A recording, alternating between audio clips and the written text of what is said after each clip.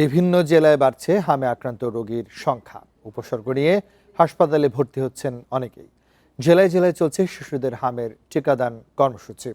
নেত্রকোনা থেকে যুক্ত হচ্ছেন সহকর্মী লাভলু পাল চৌধুরী। লাভলু পাল, আপনি আমাদেরকে একটু জানাবেন যে আমরা জানি যে আজকে চতুর্থ দিনের মতো টিকাদান কর্মসূচি চলছে, তো অভিভাবকরা শিশুদেরকে নিয়ে আসছেন কিনা, পর্যাপ্ত সরবরাহ হয়েছে কিনা টিকার, একটু সার্বিক পরিস্থিতি জানাবেন। নেত্রকোনার যে আটপাড়া উচ্চ ঝুঁকিপ্রবণ এলাকা ঘোষণা করার পর সেখানে কিন্তু যে আমরা দেখেছি যে প্রথম দিন এবং দ্বিতীয় দিন কিন্তু 1000 ছাড়িয়ে প্রতিদিনই কিন্তু টিকা শিশুদের দেয়া হয়েছে, কিন্তু গতকাল তৃতীয় দিনে কিন্তু 700-তে নেমে এসেছে, অর্থাৎ 715 জন। অর্থাৎ যে আমরা দেখেছি যে গতকালকে কিন্তু 300 শিশু কম টিকা নিয়েছে, অর্থাৎ টিকা নিতে আসা শিশুদের যে ধারাটা সেটা কিন্তু আসলে একটু নিচের দিকে অবনমন হয়েছে।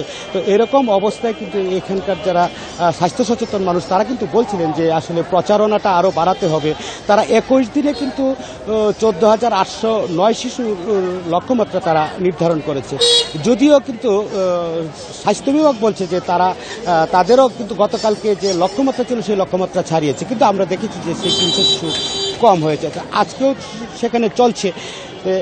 এরকম একটা অবস্থায় নেত্রকোনায় কিন্তু যদি আপনাকে হাম উপসর্গ এবং আক্রান্ত নিয়ে যদি তথ্য জানাই যে সেখানে কীরকম বাড়ছে, আজকে গত 24 ঘন্টায় কিন্তু নেত্রকোনা 16 জন কিন্তু বিভিন্ন হাসপাতালে হামের উপসর্গ নিয়ে আসার পর সেখানে কিন্তু 7 জনকে হাসপাতালে ভর্তি করা হয়েছে। 2 জনের অবস্থা অবনতি হয়, তাদেরকে কিন্তু আসলে পাঠানো হয়েছে ময়মনসিংহ মেডিকেল কলেজ হাসপাতালে। তো আপনাকে যে বিষয়টি আমি গুরুত্ব দিয়ে বলতে চাই যে এখানকার স্বাস্থ্য সচেতন সবাই কিন্তু আসলে বলছিলেন যে নেত্রকোনা যে আইসোলেশন ওয়ার্ডগুলো আছে সেখানে কিন্তু হামের শিশুদের কিন্তু আসলে সুচিকিৎসার তেমন কোনো ব্যবস্থা নাই জটিল রোগীদের। এই ছিল এখানকার সর্বশেষ অবস্থা। নেত্রকোনা থেকে সর্বশেষ তথ্য জানাচ্ছিলেন সহকর্মী লাভলু পাল চৌধুরী।